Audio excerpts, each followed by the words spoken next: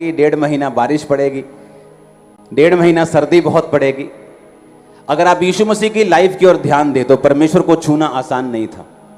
जब 12 साल के लहू बहने वाली औरत ने परमेश्वर को छुआ तो बाइबल कहती है भीड़ को चीरना पड़ा एक ऐसी औरत को जिसके लिए एक कदम भी चलना मुश्किल था। और जब जक्कई को परमेश्वर को देखना था तो बाइबल कहती है जक्कई गूलर के पेड़ पे चढ़ गया, जो चुंगी लेने वालों का सरदार था, एक बड़ी पोजीशन के ऊपर था, लेकिन यीशु मसीह को देखना मुश्किल था, इसलिए उसे अपनी इज्जत की परवाह किए बिना, आज का मंत्री लगा लो, पंजाब सरकार का कोई मंत्री, इस लेवल का वो इंसान था, लेकिन यीशु मसीह को देखने के लिए उसे पेड़ पे चढ़ना पड़ा, क्योंकि यीशु मसीह को मिलना, देखना, उससे कुछ लेना इतना आसान नहीं जितना लोग समझते हैं। आपको हमेशा एक मूल्य चुकाना पड़ता है। जहां सचमुच परमेश्वर की प्रेजेंस है उस जगह पर परमेश्वर को देखने के लिए, परमेश्वर से कुछ रिसीव करने के लिए, कुछ लेने के लिए आपको हमेशा मूल्य चुकाना पड़ता है। वो चाहे गर्मी में कई बार बैठना हो, चाहे घर में आने से पहले आपकी फाइट हो आपकी फैमिली से, चाहे सब महीना सारा सही चल रहा हो, संडे के दिन वो पैसों की तंगी हो, चाहे वो कलेश हो, चाहे वो दिमाग का डिप्रेशन हो, चाहे वो कुछ भी हो, शैतान हमेशा आपको रोकता है ताकि आप परमेश्वर की प्रेजेंस में कभी ना पहुंचे और परमेश्वर से उन चीजों को कभी ना ले पाएं जो परमेश्वर ने भी आपके लिए सोची और आप भी ये चाहते हैं कि आपको मिले। हालेलुया। 12 साल की लहू बहने वाली औरत अगर ये कहती कि मैं तो हिल नहीं सकती हूं, ना मेरे पास पैसा है, मैंने सारा पैसा अपना खर्च कर दिया, तो काश यीशु मसीह मेरे घर से, मेरे मोहल्ले से कहीं आगे से निकलें तो मैं यीशु मसीह को छू पाऊं और यीशु मसीह से चंगी हो पाऊं। लेकिन बाइबल कहती है उसने एक भी बहाना ना बनाकर यीशु मसीह को अपने घर से निकलकर अपने जान की परवाह नहीं की, क्योंकि वो अशुद्ध औरत थी, उसे लहू बहने का रोग था। और पुराने नियम के मुताबिक जिस औरत को लहू बहने का रोग होता था वो आम इंसानों में आकर आम बंदों को टच नहीं कर सकती थी। अगर वो छूती थी तो उसे मार दिया जाता था, ये व्यवस्था कहती थी। उसने अपनी जान की परवाह नहीं की, अपनी किसी चीज की परवाह नहीं की ताकि वो अपनी चंगाई को पा सके, क्योंकि यीशु मसीह को छूना आसान बिल्कुल नहीं। हालेलुया। मैंने ऐसे लोग देखे हैं क्रिश्चियन कि 5 लोग हैं क्रिश्चियन, 5 को सेम प्रॉब्लम है, लेकिन एक मैंने उसमें से ऐसा देखा है जिसने अपनी प्रॉब्लम के सामने घुटने नहीं टेके, उसने परमेश्वर के सामने घुटने टेके और प्रेयर की कि परमेश्वर मैं जानता हूं, मैं ये जानती हूं कि ये दूसरों की लाइफ के लिए एक मुश्किल है, ये एक ऐसा ट्रबल है जो बिना ऑपरेशन के खत्म नहीं हो सकता, ये एक ऐसी बीमारी है जो दवाई से खत्म नहीं हो सकती, लेकिन मैं चाहती हूं कि तू मेरी लाइफ में ये काम करे। और परमेश्वर ने काम किया।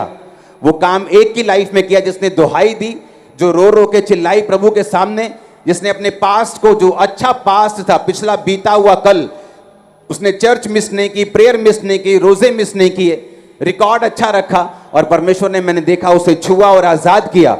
और वो 4 भी क्रिश्चियन हैं, वो भी चाहते हैं परमेश्वर मुझे चंगा करे, लेकिन अभी भी उस फाइट, उस बीमारी से वो लड़ रहे हैं, क्योंकि आपके चाहने ना चाहने से कुछ नहीं होता। आप अपने चाहने के मुताबिक क्या स्टेप्स लेते हो, क्या कदम उठाते हो, क्या विश्वास के कदम आप लेते हो, यह निर्धारित करता है कि आप हील होंगे, चंगे होंगे या नहीं होंगे। हालेलुया।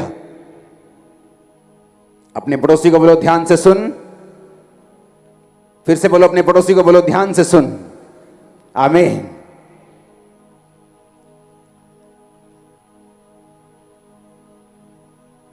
इसलिए जहां प्रभु यीशु मसीह का वास है वहां पर आपको एक्चुअल में जाने के लिए फाइट्स का सामना करना पड़ता है। जहां सचमुच परमेश्वर की प्रेजेंस है वहां पर आने के लिए आपका दिल जानता है शैतान किस तरह से आपसे लड़ने की कोशिश करता है, किस तरह आपको रोकने की कोशिश करता है, किस तरह से शनिवार शुक्रवार से उसके प्लान बनने शुरू होते हैं कि आप उस जगह ना पहुंच पाए जिस जगह सचमुच परमेश्वर ने आपको बरकत देनी है। हालेलुया। इसलिए मैंने कहा अगर यहां पर आपके पास बहाना है गर्मी का, बारिश का, सर्दी का, तो पंजाब में 6 महीने आप घर में बैठे रहेंगे, 5 महीने आप घर में बैठे रहेंगे, क्योंकि 1.5 महीना बारिश बहुत होगी, 1.5 महीना सर्दी बहुत पड़ेगी, 2 महीने गर्मी बहुत पड़ेगी, आपके पास बहाना होगा। लेकिन कुछ को मालूम है कि हमें एक प्राइस पे करना पड़ता है, खुदावंद की प्रेजेंस में जाने का मूल्य अदा करना पड़ता है और वही मूल्य बताता है आपकी लाइफ में आगे क्या होगा। आज जितने जन खुदावंद की प्रेजेंस में हैं, आप बरकत को पाके जाएंगे, हील होके जाएंगे, डिलीवर होके जाएंगे, छुटकारा पाके जाएंगे। आमीन। ऊंचा है तो ये बरकत आपकी है। Hallelujah, hallelujah. एक टेस्टिमनी को हम सुनेंगे, उसके बाद हम वचन में चलेंगे। अपने हाथों को उठा, बोलो जो कुछ मैं सुनूं मैं दूसरों को सुनाऊंगा, जो कुछ आज मैं सीखूंगा मैं दूसरों को सिखाऊंगा, यीशु मसीह के नाम में। आमीन। ऊंचा चर्च। अपोस्टल जी, इस बहन का नाम मोनिका है, ये उत्तराखंड के रहने वाले हैं। और अपोस्टल जी, एक बहन खुद एक हेल्थ डिपार्टमेंट में कम्युनिटी हेल्थ ऑफिसर की जॉब पे काम करते हैं। 2012 में ही इनके ऊपर दुष्ट आत्मा के अटैक पहले होने शुरू हुए। इनको सपने आते थे, डेड बॉडीज नजर, ऐसी चीजें शुरू हुई इनके साथ। उसके बाद 2018 में इनकी मैरिज हुई और जब 18 के बाद जब ये प्रेग्नेंट हुए तो 7 मंथ की प्रेगनेंसी में ही इनका रोड एक्सीडेंट हुआ, जिसकी वजह से राइट बाजू के ऊपर इनका ट्रैक्टर निकल गया, उसका टायर चढ़ गया था। और डॉक्टर ने बोला कि राइट बाजू की जो नसें ब्लॉक होने की वजह से और प्रॉपर ब्लड सर्कुलेशन ना होने की वजह से इनका 7 मंथ की प्रेगनेंसी में इनको दौरे पड़ने, फिट्स पड़ने शुरू हो चुके थे।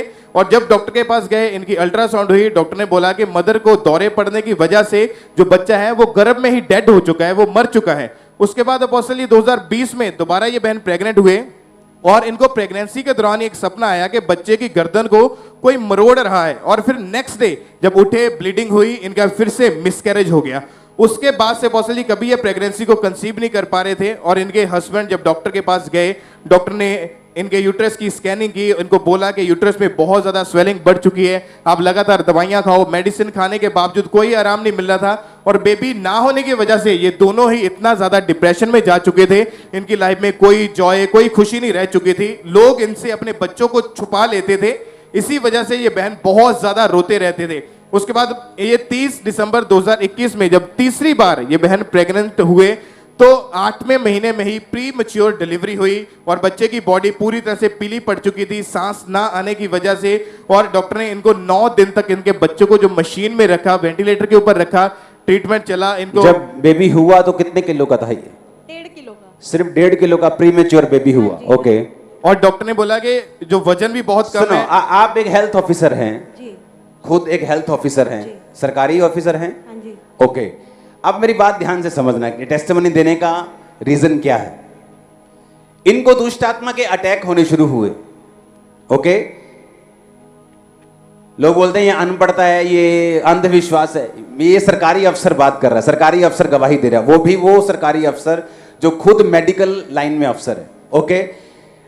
जब शैतान के अटैक शुरू हुए, दुष्ट आत्मा के अटैक शुरू हुए, चल ठीक है, कोई बोलता नहीं नहीं ऐसा ही है, इसके दिमाग का वहम है, इसको डिप्रेशन हो गया है। मेडिकल भाषा में दुष्ट आत्मा को क्या बोलते हैं? डिप्रेशन बोलते हैं क्या? और भी कुछ?